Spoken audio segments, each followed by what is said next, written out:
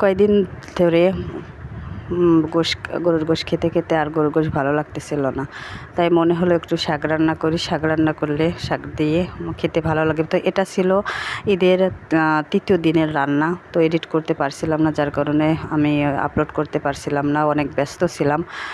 তো এখানে পুঁই শাক ছিল, টালের পুঁই, আর এখানে ছিল টাকি মাছ। তো টাকি মাছগুলো কিন্তু তাজা ছিল, আর এই টাল থেকে পুঁই শাক আর তাজা টাকি মাছ দিয়ে রান্না করলে কিন্তু তরকারিটা অনেক স্বাদ হয়। আর এখানে শিলবাটায় জিরা আর রসুন বেটে দেওয়া হয়েছে, আর কাঁচামরিচ আর পেঁয়াজটা ফালি করে কেটে দেওয়া হয়েছে।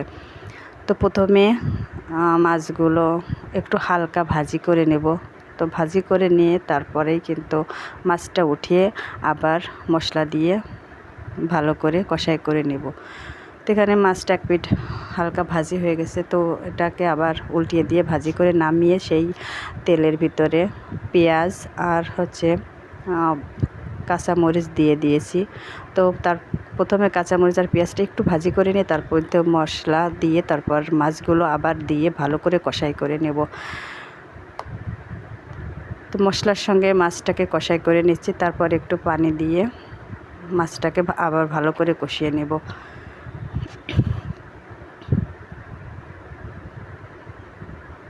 মাছটা কষাই করলে কিন্তু মাছটা খেতেও ভালো লাগে, তরকারিটাও খেতে ভালো লাগে। তো এখানে আর একটু গরম পানি অ্যাড করে দিলাম। তো গরম পানি অ্যাড করে দিয়ে তারপর এর ভিতর থেকে মাছগুলো উঠিয়ে নিয়ে এর ভিতরেই আবার একটু পানি দিয়ে দেব।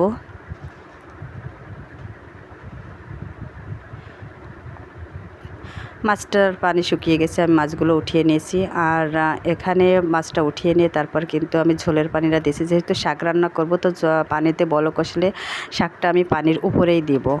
তো এখানে পানিতে বলক এসে গেছে, আর এখন আমি পুঁই শাকগুলো দিয়ে দিচ্ছি। আর টাল পুঁই শাক হওয়ার কারণে টালের পুঁই শাক কিন্তু খেতে বেশি মজা লাগে, বেশি স্বাদ হয় এই তরকারিগুলোতে।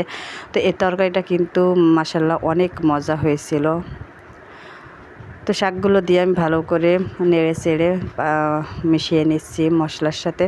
তো এভাবে দিয়ে আমি কিছুক্ষণ ঢেকে রান্না করব, আর ঢেকে দিলে কিন্তু তরকারিটা খেতে আরও ভালো লাগে।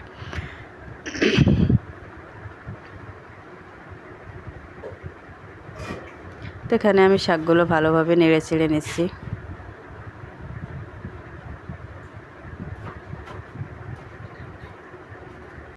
তো আর একটু নেড়ে চেড়ে দিয়ে আমি তরকারিটা ঢেকে দেব।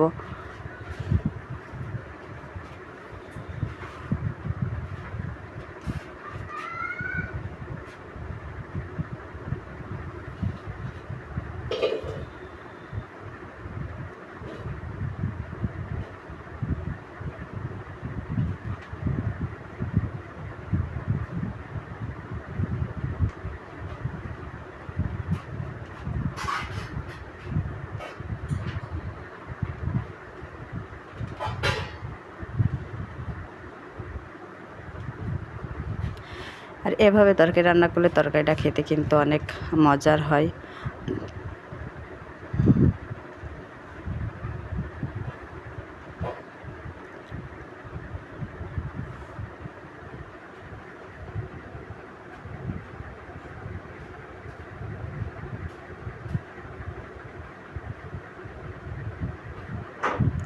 এখানে আমি একটা স্টিলের প্লেট দিয়ে তরকারিটা ঢেকে দিয়েছিলাম। তো তরকারিটা আমার প্রায় রান্না শেষ, আর কিছুক্ষণ আমি রান্না করে তরকারিটা নামিয়ে নেব। তো এর ভিতরে মাছগুলো আমি দিয়ে দিয়েছিলাম, সেটা আমি দেখাতে পারি না। তো এখানে আমার তরকারিটা রান্না কমপ্লিট হয়ে গেছে, দেখতে কিন্তু অনেক সুন্দর হয়েছে, খেতেও কিন্তু মজার হয়েছে। সবাই ভালো থাকবে, আল্লাহ হাফেজ।